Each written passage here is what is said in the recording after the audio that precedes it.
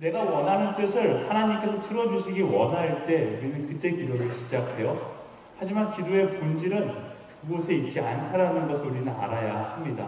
왜냐하면 하나님은 우리가 설득할 대상이 아니라 우리가 믿고 신뢰해야 할 대상이기 때문에 그래요. 기도를 통해서 하나님께서 내 소원을 들어주기를 소망하지만 기도의 본질은 거기에 있지 않아요. 하나님은 내 소원을 들어주시는 분이 아니라 더 정확하게 이야기하자면 내 소원을 들어주시는 분이 아니라 우리가 하나님의 소원을 성취하며 살아가는 존재라는 사실을 우리가 기억해야 하는 것입니다. 기도의 본질은 내 뜻을 하나님께 설득하는 것이 아니라 하나님께 내가 설득당하는 곳에 있다라는 사실이에요. 그래서 예수님은 이렇게 말씀하셨습니다. 마태복음 6장 33절 말씀 보면 워낙 유명한 말씀이니까 함께 읽어보도록 할게요. 네, 자막 띄워주시고요. 네, 시작. 오직 너희는 먼저 그 나라와 그 의를 구하라. 그러면 이 모든 것도 너희에게 더해 주실 것이다. 아멘. 예수님께서 기도의 본질을 알려주셨어요. 이 모든 것을 위해서 기도하는 것이 아니라 먼저 그 나라와 그 뜻, 하나님의 나라와 하나님의 의를 구하라고 말씀하셨습니다. 다시 말하면 우리의 기도는 내 뜻을 하나님 앞에 주장하는 것이 아니라 나의 뜻을 내려놓고 하나님 나라의 뜻과 하나님의 의를 따르기 위해서 결단하는 것이 바로 기도의 본질이다라는 거예요. 아마 이 기도 시리즈가 진행되면서 우리는 이 본질에 대해서 계속해서 반복해서 나누게 될 것입니다. 그렇다면 다음 질문을 해볼게요. 우리는 얼마만큼 기도하고 있는가? 우리는 얼마만큼 기도하고 있는가? 처음에 이야기했듯이 우리는 보통 필요할 때만 기도합니다. 여러분들이 필요할 때, 하나님의 도우심이 필요할 때만 기도해요. 필요할 때만 기도한다. 이것이 과연 맞는 기도의 습관인가? 제가 이렇게 설교를 준비하면서 그렇게 써봤어요. 필요할 때만 기도하는 것이 과연 맞는 것인가? 그 다음에 아니요 라고 이야기하려고 했는데 설교를 준비하다가 보니까 맞기도 한 것 같더라고요. 맞다고 하면 맞고 틀리다고 하면 틀린데 우리는 연약하기 때문에 항상 하나님을 필요로 합니다. 하나님이 없으면 우리는 너무나 쉽게 무너져 내리는 거죠. 그래서 금방 내 욕심에 취해서 내가 가야 할 방향성을 잊어버리고 방황하게 되는 것이 우리의 모습이고 우리의 현실이에요. 그러하기 때문에 우리는 필요할 때만 기도하는 것이 맞아요. 근데 문제는 뭐냐면 맨날 하나님이 필요하다는 것이죠.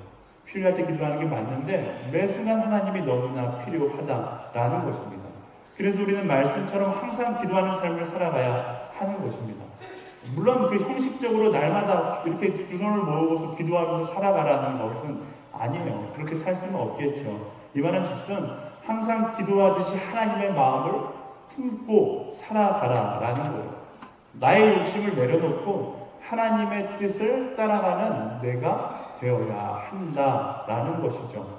그렇다면 기도함으로 하나님의 마음을 품는다는 것, 그렇다면 우리는 어떤 유익이 있을까? 항상 기도하는 삶은 어떤 유익이 있는가? 그 세 가지로 나누어서 함께 나누어 보려고 합니다. 첫 번째는요, 항상 기도함으로 우리는 나를 지킬 수 있다라는 사실이죠. 끊임없는 영적 전쟁의 근본적 목적이 어디 있습니까? 사단이 하나님과 나를 떼어놓는 것에 있어요. 사단은 하나님과 우리를 떼어놓기 위해서 끊임없이 공격합니다. 하나님과의 동행을 회방하는 것이죠. 그 하나님과의 동행을 회방하는 사단과 맞서 싸울 수 있는, 그 방해를 막을 수 있는, 그 방해로부터 나를 지킬 수 있는 강력한 무기가 바로 기도라는 것입니다. 사단은요, 우리 마음 가운데 탐욕으로 우리를 하나님으로부터 멀리 떨어지게 만듭니다. 쉽게 이야기하면 세상의 욕심을 품게 하여서 하나님과의 관계를 소홀하게 만드는 거예요. 여러분들이 갈등할 때가 있잖아요. 그리스도인으로 살아가는데 마음 가운데 갈등이 있을 때가 있어요. 예를 들자면 시험 기간에 컨닝을 해야 하느냐 말아야 하느냐, 아니면 나의 그 이력서에 조금이라도 과정에서 부풀어서 써야 되느냐 말아야 하느냐, 여러분의 양심을 숙일 수 있는 어떤 그 상황과 맞서서 갈등하는 그런 일들이 있습니다. 이 모든 것들이 어떻게 보면 사단이 나와 하나님을 떨어뜨리기 위해서 내게 던지는 영적인 거짓말인 것이죠. 우리는요 다 알고 있어요. 욕심이라는 그 단어 자체가, 욕망이라는 단어 자체가 나의 양심과 맞지 않기 때문에 이것이 옳지 않다라는 것을 다 알고 있습니다. 그런데 뭐가 잘못이냐면 알고 있음에도 불구하고 사단의 그 유혹에 넘어가서 잘못된 기준을 선택한다라는 것이죠. 마치 아담과 하와가 선악과를 향한 욕심에 눈이 멀어서 하나님과의 약속을 잊어버린 것처럼 우리는 알고 있는데 어느 순간 나도 모르게 사단에게 마음을 뺏겨서 하나님과 나와의 관계를 잊어버린 채 살아갈 때가 너무나 많다라는 것이죠. 그런 순간 우리에게 가장 필요한 것이 무엇인가? 하나님과의 관계를 인식하고 하나님과의 관계 가운데로 돌아가는 것이 필요한 거예요. 그게 바로 그것을 인식하는 그 도구가 바로 기도라는 것입니다.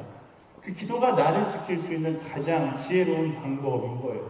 다니엘이라는 사람이 성경에 등장합니다. 다니엘 여러분 다 알지만 그는 바벨론의 포로로 끌려가서 총리의 자리까지 올랐던 사람이에요.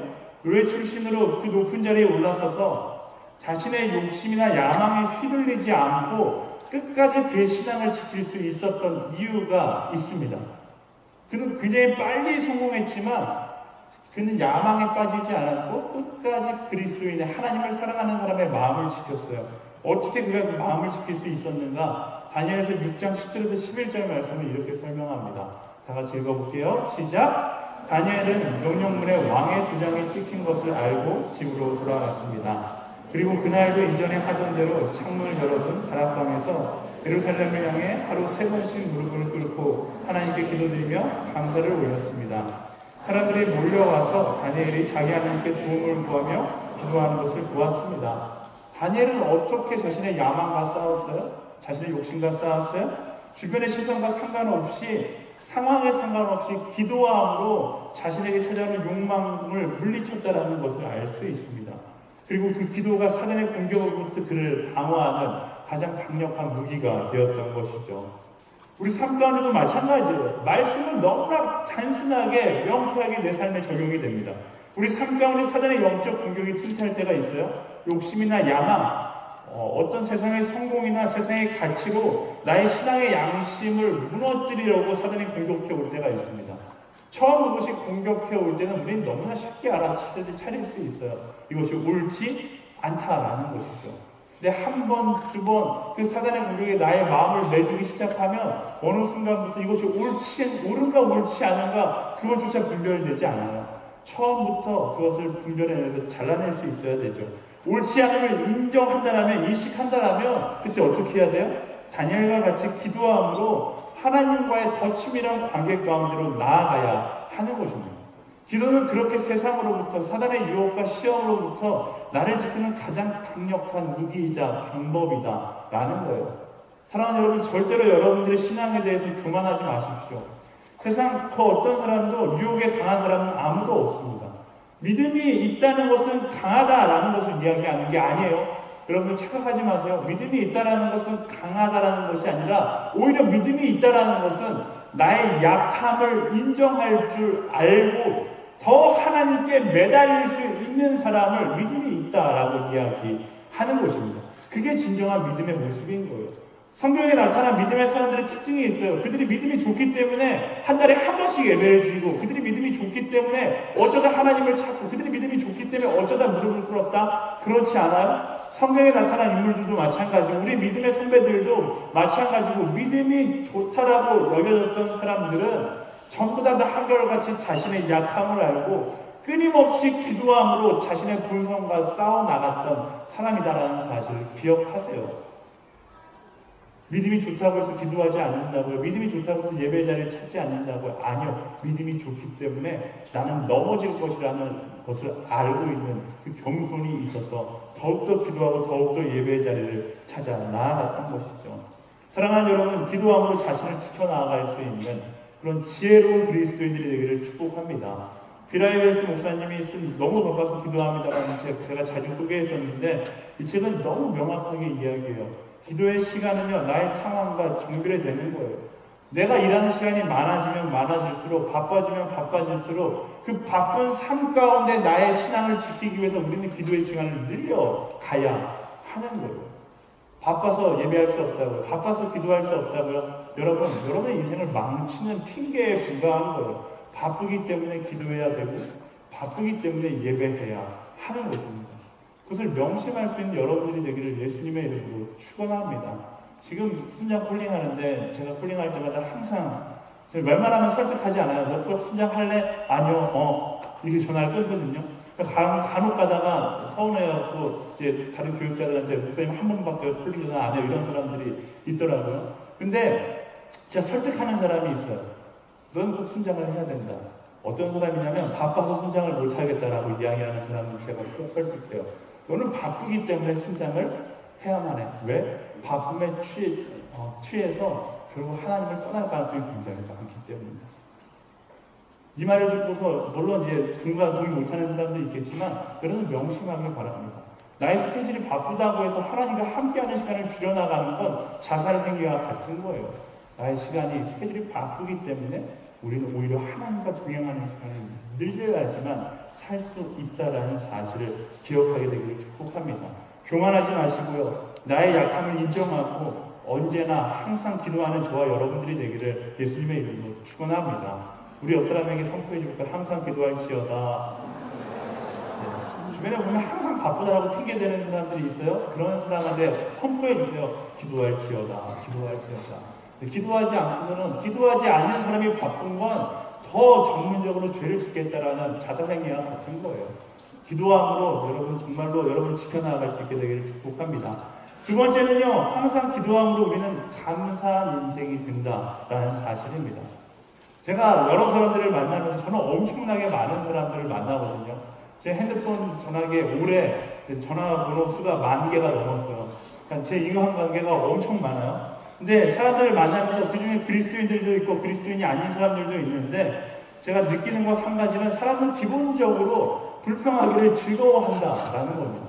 기본적으로 불평하기를 즐거워요. 제가 교회에서 여러 가지 행사를 많이 진행하다 보니까 업체 사람들도 많이 만나는데 사람들은 기본적으로 감사하기보다 언제나 짜증과 불평이 많습니다. 그냥 제가 볼 때 무엇이 먼저 되느냐의 차이거든요. 물론 감사하는 사람들도 있어요. 감사하는 사람은 끊임없이 감사해요. 처음부터 끝까지 감사합니다. 근데 재미난 건 짜증 부리고 불평하는 사람은 처음부터 마지막까지 불평하는 거예요. 기본적으로 그냥 감사하는 사람은 감사하게 돼 있고 불평하는 사람은 불평하게 돼 있다. 너무나 명확하게 사람들의 관계 가운데 보입니다. 그런데 그 비율을 봤을 때 어느 비율이 훨씬 더 클까요? 감사하는 사람들이 많을까요? 불평하는 사람들이 많을까요? 불평하는 사람들이 제가 볼 때 100 중에 98은 불평하는 사람이고 한 2 정도가 삶 가운데 감사를 품고 살아가는 것 같아요. 기본적으로 그 사람에게 부정적인 에너지가 더 강하게 작용하는 것 같습니다.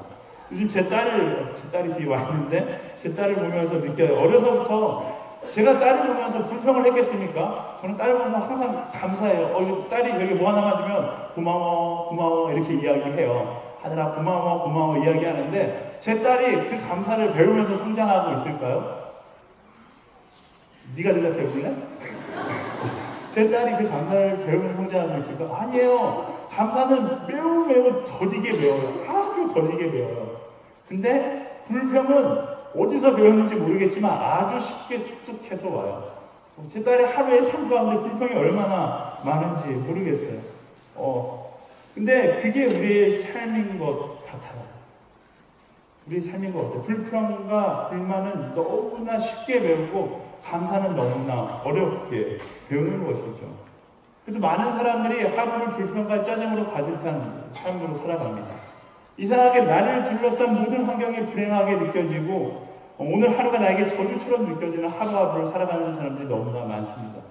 그런데요, 이런 시선은 환경이 근본적인 문제가 아니에요. 저는 확실하게 이야기할 수 있습니다. 환경이 부정적이고 환경이 어렵기 때문에 내가 불평하게 된다. 절대로 그렇지 않아요. 하나님과의 관계가 끊어진 사람에게 보이는 전형적인 증세일 뿐입니다. 그 불평과 짜증을 끊어내는 것이 있는데 그게 바로 오늘 말씀이 이야기하는 항상 기도하는 삶이다라는 것입니다. 기도는요, 세상의 관점이 아니라 하나님의 관점으로 내가 처한 상황을 바라보게 만드는 거예요. 이전까지는 불평하는 상황을 바라보았다면 기도를 통하여 하나님의 관점을 회복하기 시작하면 그때부터는 하나님께서 내게 주시는 감사한 것들이 보이기 시작하는 것입니다. 하나님께서 우리를 얼마나 사랑하시는데 세상을 불평으로 가득 창조하셨겠습니까? 오히려 거꾸로죠. 세상에 우리가 감사할 것이 98개라면 2개 정도가 사단이 아주 꽁꽁 숨겨놓은 불평과 불만의 것들인데 우리는 그 98개를 보지 못하고 자꾸만 그 숨겨놓은 불평과 불만을 찾아내어서 그 두 개에 집중하면서 살아갈 때가 너무나 많다라는 것입니다. 우리는 사단이 숨겨놓은 절망을 굳이 찾아내서 하나님의 모든 축복을 다 무시하고 세상은 저주받은 공간이라고 이야기하면서 세상을 바라보고 나의 상황을 바라볼 때가 너무나 많다라는 것이죠. 사랑하는 여러분, 사단의 이런 속임수에 속지 마십시오. 너무나 보이잖아요. 내 안에 불평과 짜증이 넘쳐날 때, 모든 것이 저주로 느껴질 때, 그때가 바로 기도해야 할 때인 거예요. 내 안에 불평과 짜증이 바로 사단이 하나님 나라를 향한 나의 시선을 방해하는 것이라는 것을 깨닫고 나의 시선을 그곳에 두는 것이 아니라 기도함으로 하나님의 축복을 향하여서 감사의 시선을 들 수 있는 우리가 되어야 한다라는 것입니다.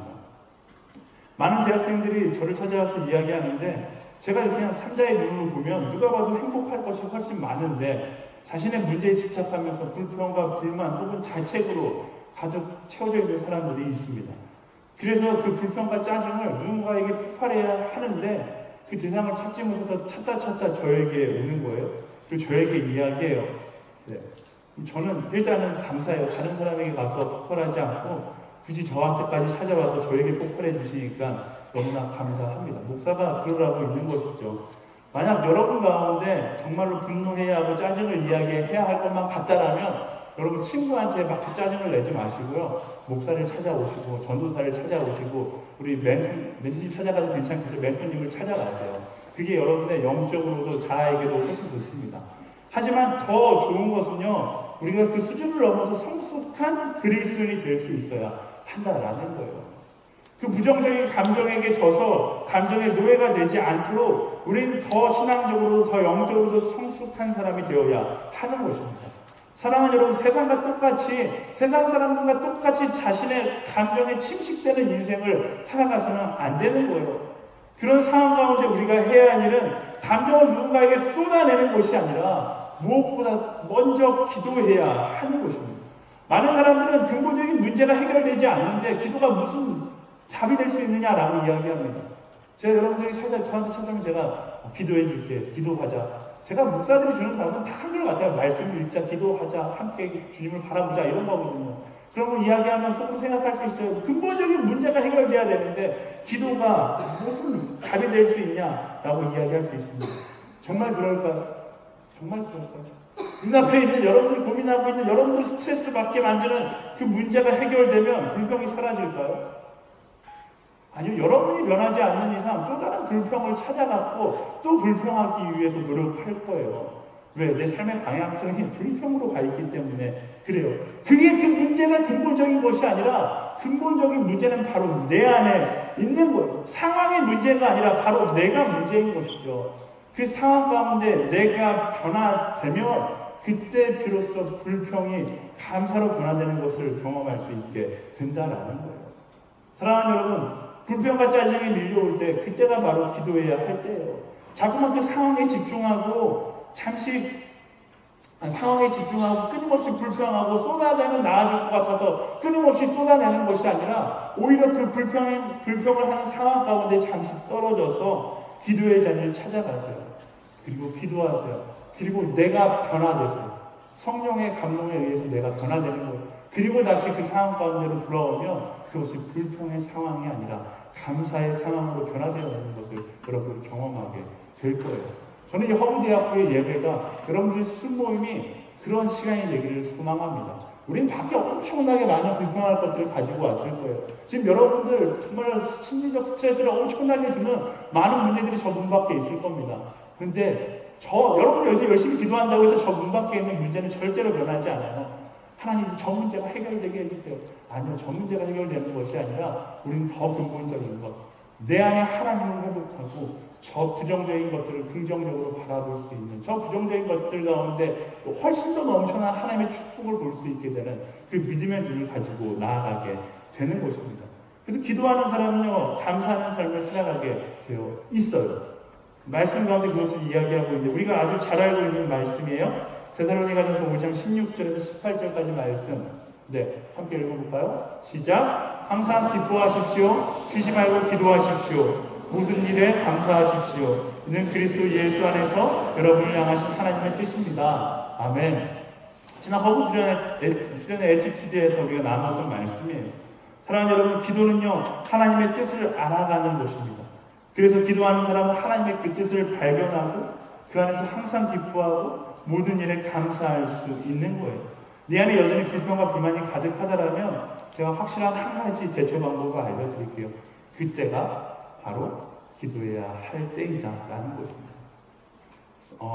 사람을 이분법적으로 나누는 좀 위험한 선택이지만 만약 세상을 두 부류로 나눈다라면 저는 이렇게 나눌 수 있을 것 같아요. 불평하는 사람과 감사하는 사람.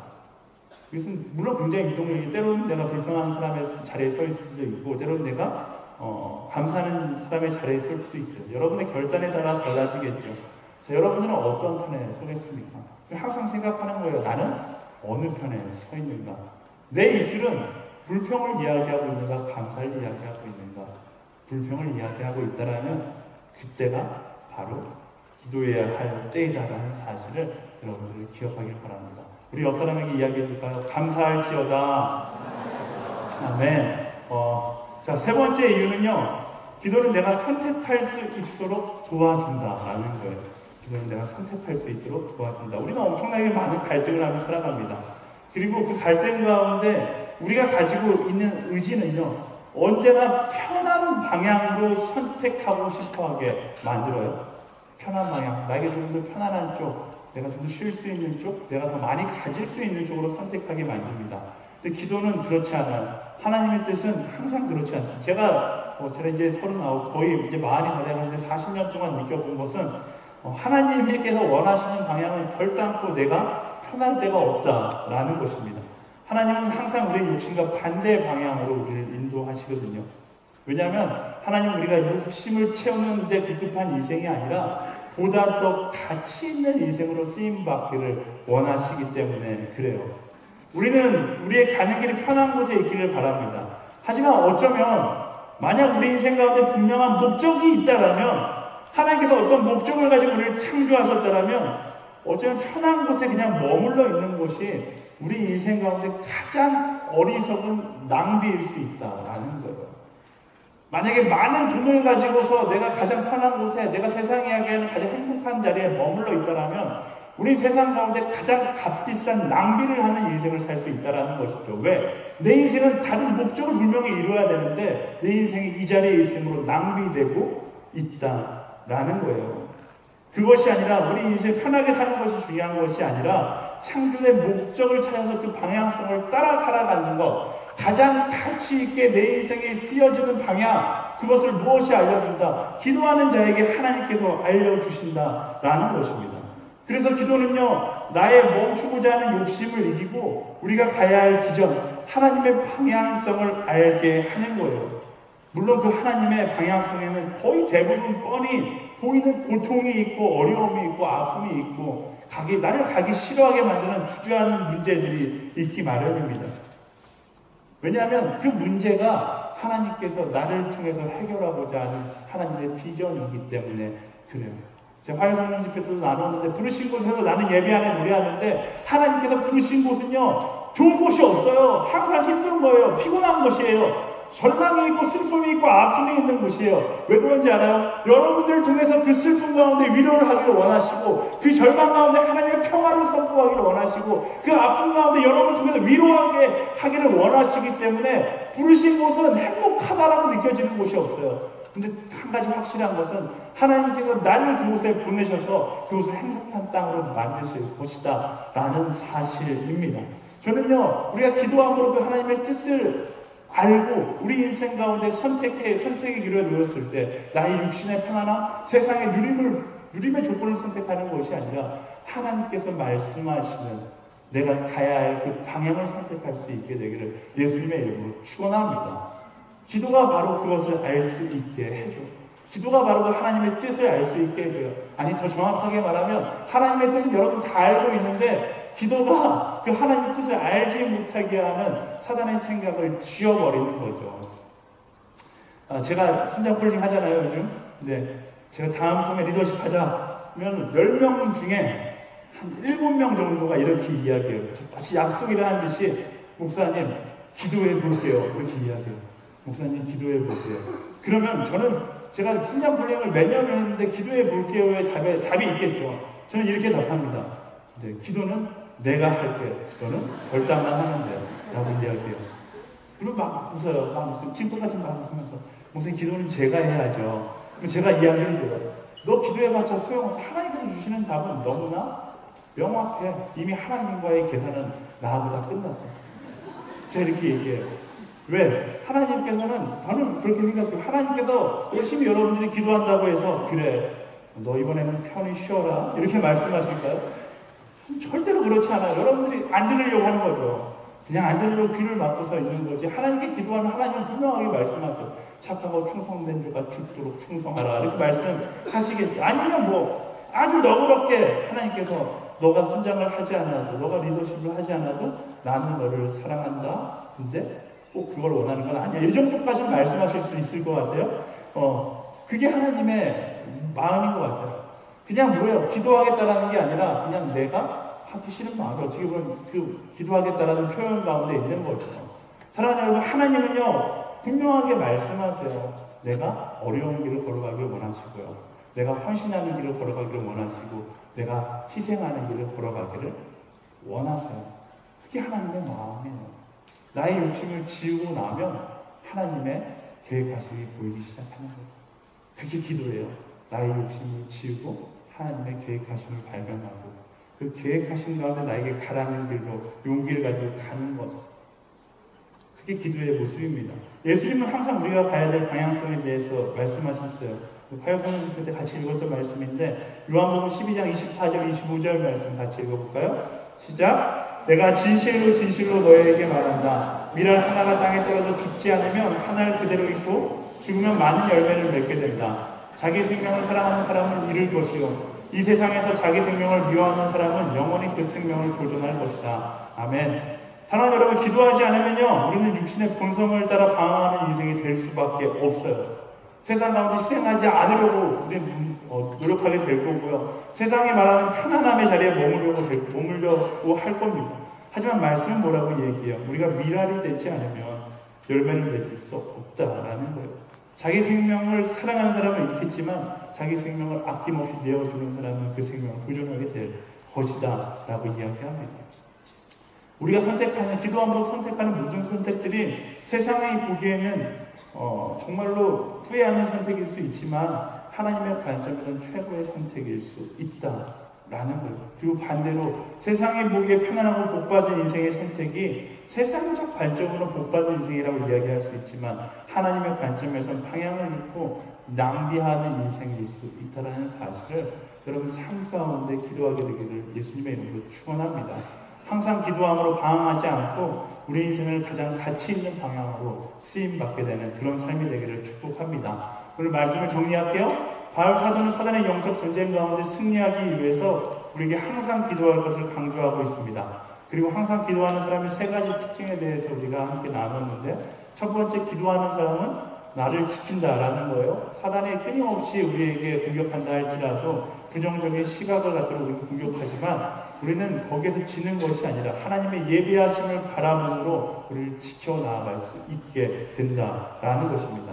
사단이 던지는 감정에 속지 말고 기도함으로 여러분 스스로를 지킬 수 있게 되기를 축복합니다. 두 번째는요, 기도하는 사람은 내 삶 가운데 불평이 아니라 감사를 발견한다라는 거예요. 여러분이 생각하는데 감사할 것이 없다고요? 네, 그때가 바로 기도해야 할 때임을 기억하고서 지금 이 시간 여러분들이 기도하기를 소망합니다. 여러분의 자리에서 말씀처럼 항상 기도하기에 힘쓰는 사람이 될 때 그때 여러분의 인생이 감사하는 인생이 될 거예요. 세 번째는 기도하는 사람은 나의 가야 할 길을 정확하게 발견합니다. 우리 세상의 이치를 따라 살아가는 사람이 아니라 때로는 희생해야 하고 고통의 길을 할지라도 하나님께 가장 쓰임받는 길을 선택해 나아가야 하는 사람이다 라는 것입니다.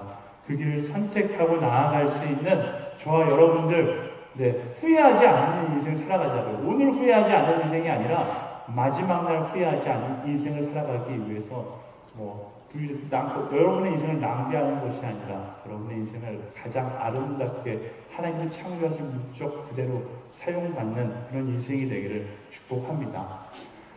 오늘이 이제 2018년도 저희가 달려왔던 마지막 날입니다. 오늘 마지막 날을 맞이하면서 제가 많은 생각을 했어요. 또 바른 성공이라는 집회에 있으면서 제가 많은 생각을 했습니다. 2018년도 한 해 제 개인적으로 정말 힘들었던 한 해였어요. 저희 아내도 있는데 제 집에 가서 막 울먹거리면서 힘들어한 적도 많고 새벽 예배 때 여러분들 앞에서 눈물을 보였던 적도 많았던 한 해였던 것 같습니다.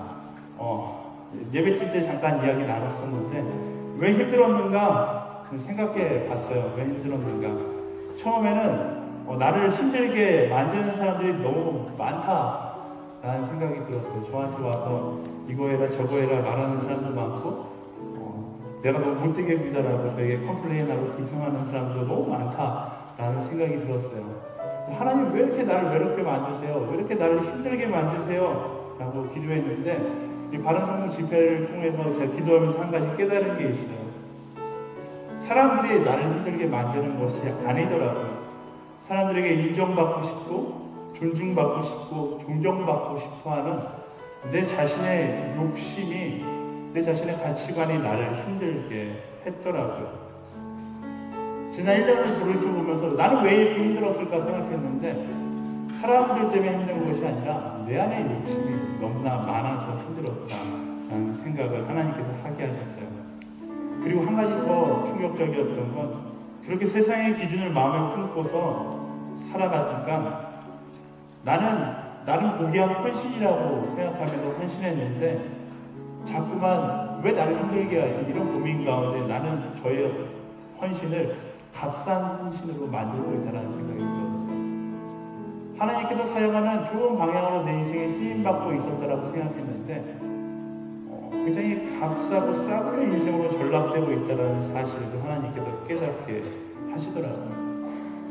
그런 저에게 필요한 건 불평하지 않는 나의 동역자들, 리더십들, 불평하지 않는 허브대학교, 불평하지 않는 오늘의 교회 저의 동지들이 아니라 하나님의 마음을 품기 위해서 항상 기도하는 내가 필요하다는 생각을 하나님께서 알게 하시더라고요. 사랑하는 여러분, 문제는 바깥에 있지 않아요. 여러분 막 상황 가운데 힘들잖아요. 어렵잖아요. 근데 문제는 상황에 있지 않아요. 여러분을 힘들게 하는 한 사람이 있을 수 있어요. 여러 사람이 있을 수 있어요. 근데 말씀 가운데 묵상하면서 깨닫는 건 문제는 그 사람에게 있지 않더라고요. 그 사람에게 좀 더 인정받고 싶어하는 나의 마음에 있고 그 사람들에게 좀 더 존경받고 싶어하는 나의 욕심에 있고 그 사람에게 좀 더 존중받고 싶어하는 나의 이기심에 있더라고요. 근데 예수님은요 존중받으려고 하시지도 않았고 존경받으려고 하시지도 않으셨어요. 예수님은 그냥 이유 없이 사랑하셨죠. 그리고 그것이 우리가 가야 할 방향인 거예요. 사랑하는 여러분, 오늘 여러분의 순모임 마지막인데요. 여러분들 마음 가운데 있는 욕심을 내려놔보세요. 여러분 마음 가운데 있는 상대에게 존중받고 싶어하는 마음을 내려놔보세요. 상대방에게 존경받고 싶어하는 마음을 내려놓고요. 그냥 그 사람을 있는 모습 그대로 사랑하면서 바라봐 주세요. 그러면 여러분의 인생 가운데 불평이 사라질 거고 나를 힘들게 하는 한 사람이 보이는 것이 아니라 정말로 내가 사랑해야 될 한 사람이 여러분 앞에 보이기 시작할 겁니다. 그게 바로 그리스도의 삶이고 우리 그리스도 때문에 예수님 때문에 무신 공동체의 모습이 되어야 하겠죠. 존중받으려고 그 사람을 만나는 것이 아니라 그 사람에게 인정받으려고 만나는 것이 아니라 우리가 그 사람을 만나는 이유는 한 가지예요. 우리가 사랑하기 위해서인 것이죠. 오늘 여러분의 마지막 순모임이 그런 사랑하는 순모임이 되었으면 좋겠고요. 만약 마음 가운데 용서하지 못했던 그런 마음이 있다면 내가 용서하는 것이 아니라 오히려 내가 용서받는 그 마지막 순모임이 되기를 축복합니다. 이렇게 찬양하면서 나아갈 텐데요. 네, 하나님 사랑하겠습니다. 오직 하나님께서 일하심을 기대하며 나의 욕심을 내려놓고 기도하며 나아가는 한 사람이 되겠습니다. 기도하고 사랑하며 나아가는 한 사람이 되겠습니다. 이렇게 그렇게 고백하며 함께 찬양해볼까요? 나를 저물어 갈 때 빈들에서 걸을 때 그때가 하나님 때 내 입으로 안 될 때 빈손으로 때 내가 고백해 여호와. 우리 한 번 더 고백할까요? 날이 저물어날 때, 날이 저물어날 때 빗줄에서 걸을 때 그때가 하나님의 때. 내 힘으로 안 될 때 빈손으로 걸을 때 내가 고백해 여호와. 주가 일하시네, 주가 일하시네. 주께 아끼지 않는 자에게 주가 일하시네, 주가 일하시네. 신뢰하며 얻는 자에게. 우리 모인 이곳에 우리 모인 주님이 함께 이곳에 계십니다. 주님 함께 계시네. 누리네 아버지.